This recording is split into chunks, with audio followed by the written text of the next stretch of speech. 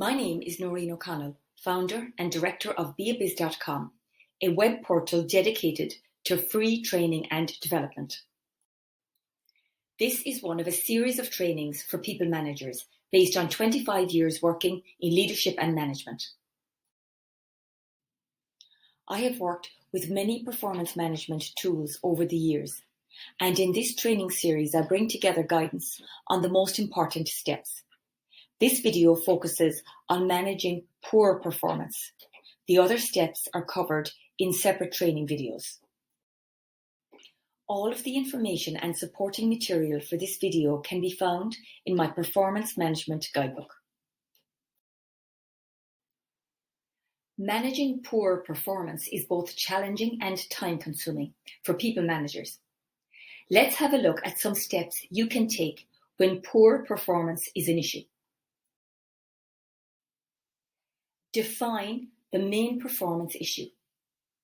So can you clearly describe the issue that is leading to poor performance? Gather data and information. So ask others for input to make sure that you give a fair and balanced view of the improvement areas that you have identified. Poor performance very often relates to the manner in which an employee behaves in the delivery of the objectives. Identify the behaviours that need to be improved. Understand what is holding the employee back. So does the employee accept that there are performance issues? And is the employee self-aware? Self-awareness is the first step to development. Does the employee understand how they are perceived and the impact of their actions on others? Is the employee open to feedback? The manager needs to give feedback in a timely manner when the example is fresh so that a person can understand the issue. It is also important that the employee accepts feedback and takes ownership of the improvement actions. I cover giving feedback in a separate training video.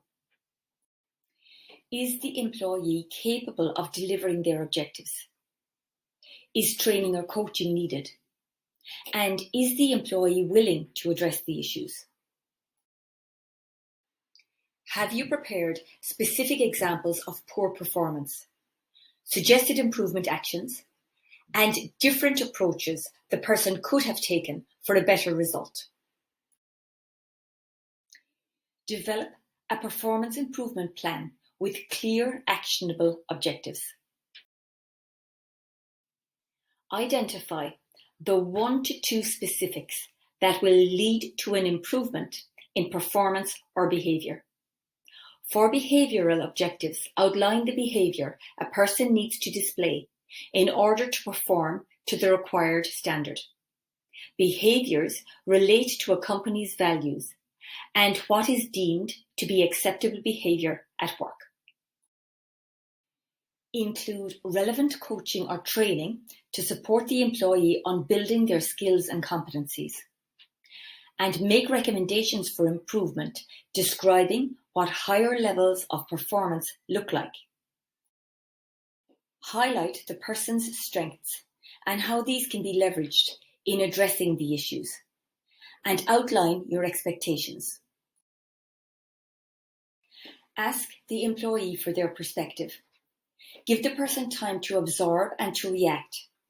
They may choose to do this at a separate meeting when they have had time to internalize the feedback.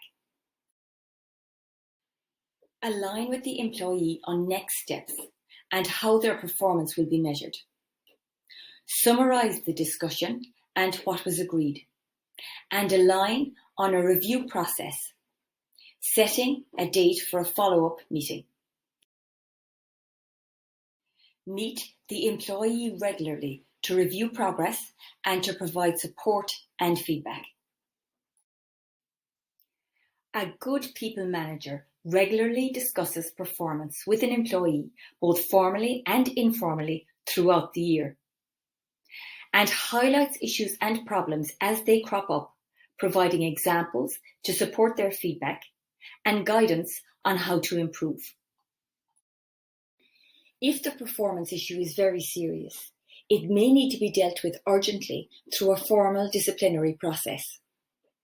And if the performance issue is an ongoing issue and no improvements are seen following feedback and development, you may need to discuss options and approaches with HR.